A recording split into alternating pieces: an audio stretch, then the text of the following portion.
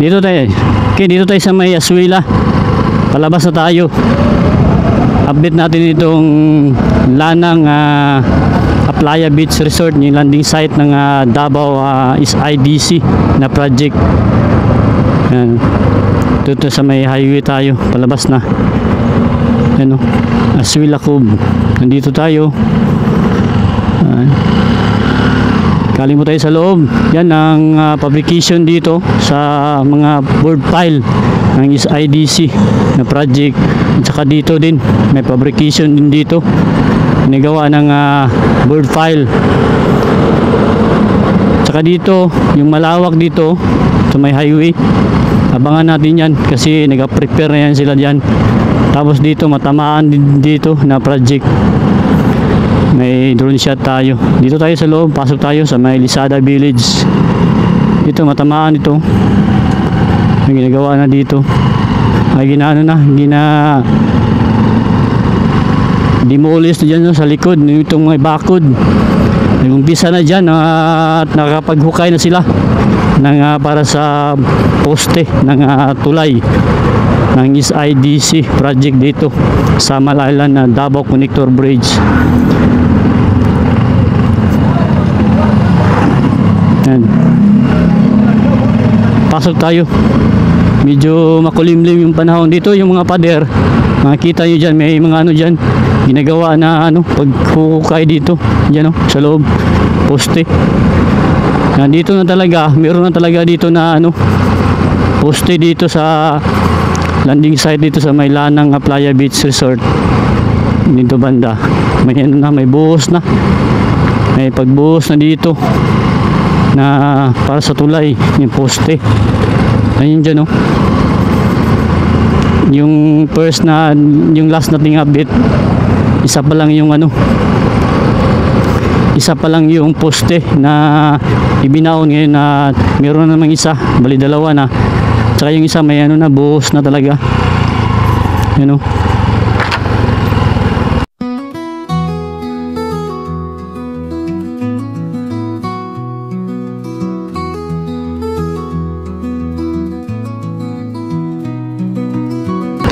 Yan, may buhos na yan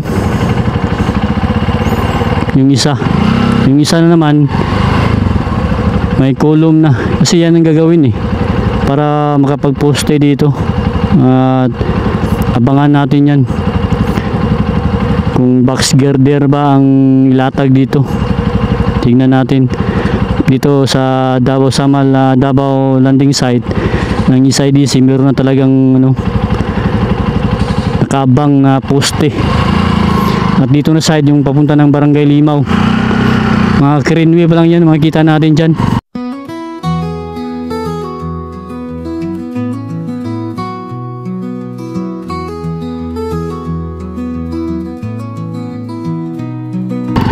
Wala pa talagang tulay. Paghahanda pa lang yung mga poste na ibinaon, yung mga board file para makapagbuho sila. Dito ikot tayo, balik tayo. Ito yung natin, panibagong update dito sa may IDC sa Malalan Davao Connector Bridge. Ayan, may drone shot tayo dito kasi ito meron ng poste talaga. Ayan kita natin, may nakaabang na, may buhos na yung isang poste. At saka isa yung kulo, may footings na. Yan, ginaano na, pinaghahandaan na para sa pagbuhos. Yan po kasi yung sa isang pair, bali dalawang poste. Yan. Okay, balikan natin ito para at least makapag-update tayo sa inyo. At dito naman yung Barangay Limaw. Dito tayo. At least meron tayong nakikita na poste dito. Dito na side, meron din dyan. Nakabang na yan ng mga footings para lagyan ng column. Dito banda meron na yan. May mga mga bakal para dyan po ilatag yung kulom. Dalawang poste ang ilagay bawat pair. May pair na dito, at dun sa may dagat banda meron dong hinukay, 1, 2, 3, pangatlo ito eh. So nakita ito yung pang-4. Abangan natin yung pang-5 kung meron pa dun. 5 hanggang sa may highway yung gagawin dito na poste. Yan. Ito yung pang-5 dito. Dito naman meron naman dito, abangan natin dito. Yan, at saka dito yan sa loob, meron dyan sa loob na ginagawa yan ng paghuhukay ng poste.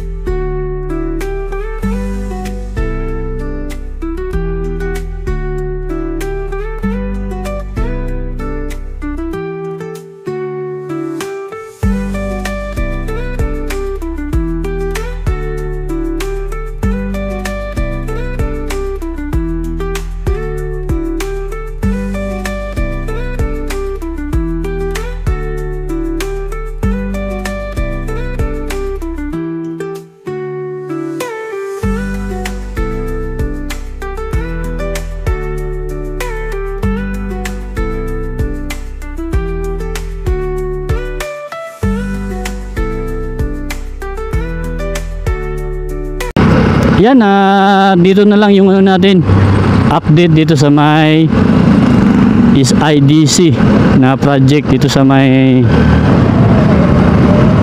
Davao landing site. At balikan natin ito sa mga susunod na araw para makapag-update tayo sa inyo balik kung ano naman yung kaganapan dito sa project. At least meron na tayong development na nakita talaga na napakabilis ng trabaho dito sa Malayaland Davao Connector Bridge. Bali, na lang, dito na lang yung natin update. Magandang araw.